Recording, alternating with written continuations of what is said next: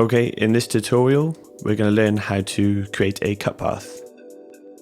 So we'll start off with a simple text, give it a color, we'll type in the word cut path. Now, as with anything, we're going to do a little bit of housekeeping. So we're just going to name this artwork so we don't get confused later on down the line. Open up a new layer and we'll call this one bleed. This one's going to give us a little tolerance later on when it comes to the cut. So copying the artwork layer with edit copy, we'll then go into our bleed layer, select that and edit paste in place. So essentially we have a replica in that layer. So with the bleed, we need to swap out the fill to the stroke and then just increase that up until it gives us that tolerance and a bit of a fatter text.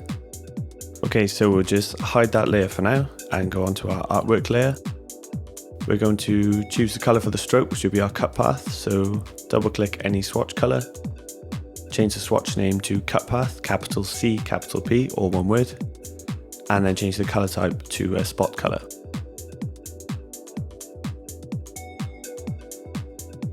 Okay, so the issue we've got here now is that the cursive text has created a bit of an overlap. So usually if you had a path, you go Pathfinder and Unite, and then that would get rid of this issue. But because we're working with text, it doesn't work. So we need to go up to Type and create outlines. Now we've got a true path. And so if we go back to Pathfinder and Unite, that'll unite everything together so we don't get any dodgy cross paths. So now we're going to bring up our bleed tolerance layer.